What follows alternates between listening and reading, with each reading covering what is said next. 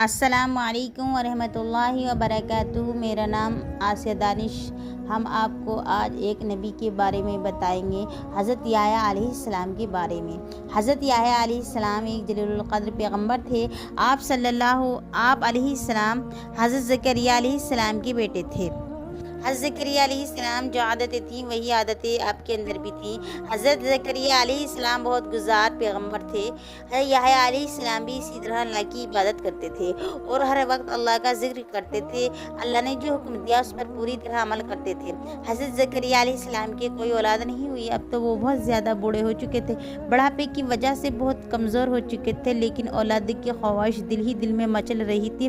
اللہ کی ذات سے وہ مایوس نہیں ہوئے۔ آخر اللہ نے ان کی دعا سن ہی لی اور انہیں بشارت ہوئی کہ مایوس نہ ہو، بیٹا ہوگا، اس کا نام یحییٰ رکھنا۔ کبھی مایوس انسان کے لیے اس سے بڑی خوشخبری اور کیا ہو سکتی ہے؟ اس نے جو مانگا اسے مل گئی۔ بشارت سن کر حضرت زکریا علیہ السلام بھی خوش ہوئے۔ بشارت ملنے کے بعد کچھ عرصہ بعد ان کی بشارت پوری ہو گئی اور اللہ تبارک و تعالیٰ نے ان کو بیٹے سے نوازا۔ اللہ کے حکم کے مطابق بیٹے کا نام یحییٰ رکھا۔ حضرت یحییٰ علیہ السلام پیدا ہوئے اور وہ جگہ بیت المقدس کے قریب، اس کا مقام نام عین کریم ہے۔ حضرت یحییٰ علیہ السلام کے حالات جاننے کے لیے بیت المقدس اور قوم بنی اسرائیل کے بارے میں بھی جاننا ضروری ہے۔ تاریخ سے یہ بات ثابت ہوئی کہ بنی اسرائیل مصر سے نکلنے کے بعد مارے پھرتے رہے اور انہیں رہنے سہنے کے لیے کوئی جگہ بھی نہیں تھی، اپنی اخلاقی حالات درست نہ کر سکے، گمراہی پڑ رہے تھے۔ ان خرابیوں کو ذکر کرتے ہوئے ان سے بچنے کی ہدایت کی گئی، انہیں شکرنے سے منع کیا گیا۔ وہ لوگ ماں باپ کی عزت نہیں کرتے تھے، دوسروں کا مال غصب کرتے تھے، لوگوں سے اچھا برتاؤ نہیں کرتے تھے۔ قرآن کریم میں بھی بنی اسرائیل کے بارے میں اس طرح ذکر کیا گیا۔ اللہ تعالیٰ نے بنی اسرائیل سے عہد لیا کہ اللہ کے کسی کی عبادت نہ کرو، زکوٰۃ ادا کرو، نماز قائم کرو، اچھا برتاؤ کرو۔ بنی اسرائیل اس پر عمل نہیں۔ ان کی اخلاق خرابی کی وجہ سے کئی بار انہیں ذلت و رسائی کا سامنا کرنا۔ مذکور حالات جاننے کے لیے اس زمانے کے سیاسی اور ملکی حالات جاننا بھی ضروری۔ قدیم زمانے سے ملک عرب پر ملکوں کا قبضہ رہا۔ محمد کیسر کسرا کہا جاتا ہے۔ حضرت زکریا علیہ السلام بیت المقدس میں رہتے تھے، اس میں علاقہ سراسر وہاں رومیوں کی دعوت تھی۔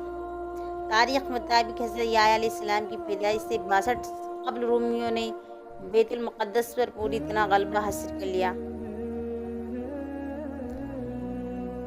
اور نماز اور روزے کی بھی تلقین فرماتے۔ آپ صلی اللہ علیہ وسلم فرماتے کہ اللہ کے سوا کسی پر پرستش نہ کرو، نہ کسی کو اللہ کا شریک ٹھہراؤ۔ اللہ نے تم کو پیدا کیا، وہی تم کو رزق دیتا ہے۔ آپ نے اپنے زمانے بے حد مشہور تھے، آپ کا شمار نامی گرامی لوگوں میں ہوتا تھا، لوگ آپ کی بے حد عزت و احترام کرتے تھے۔ آپ نے اللہ کا ذکر کرنے کے لیے اپنا ٹھکانہ شہر میں اور دور بنا لیا تھا، ساری زندگی اس سنسان جگہ پر گزار دی، لوگوں کو اللہ کا پیغام پہنچانے، ہدایت دینے کے لیے آبادی کا رخ کرتے اور لوگوں کو واعظ نصیحت کرتے۔ آپ تو روایت کے احکام پر پوری طرح عمل کرتے۔ حضرت یحییٰ علیہ السلام کی جو خاص صفت بیان کی گئی ہے وہ یہ ہے کہ آپ اللہ کے فرمان کی تصدیق کرنے والے ہوں گے۔ آپ اللہ کا دین پھیلانے والے اور گمراہوں کو راستہ پر لانے کے لیے ہر جگہ جاتے، منادی کرتے کہ لوگوں کو توبہ کرو، آسمان کی بادشاہی قریب ہے۔ اللہ تعالیٰ نے حضرت یحییٰ علیہ السلام سے فرمایا، اے یحییٰ، کتاب الہی کو مضبوطی سے تھام لے۔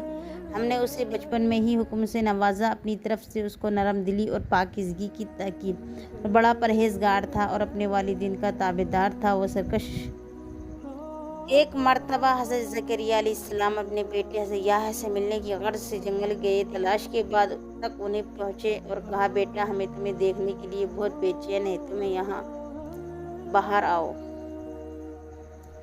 یحییٰ علیہ السلام ادب سے جواب دیا، ابا جان، آپ ہی نے ہمیں بتایا کہ جنت اور دوزخ کے درمیان ایک میدان ہے جو خدا کے خوف سے آنسو بہائے بغیر پار نہیں کر سکتا۔ حضرت زکریا علیہ السلام یہ باتیں سن کر رو پڑے۔ حضرت زکریا علیہ السلام نیک اعمال کے ذریعے اللہ کو راضی کرنے کی کوشش کرتے رہے کہ وہ حضرت ابراہیم علیہ السلام کی اولاد ہیں اور جو چاہے کریں، ان سے کوئی پوچھ گچھ نہیں ہوگی۔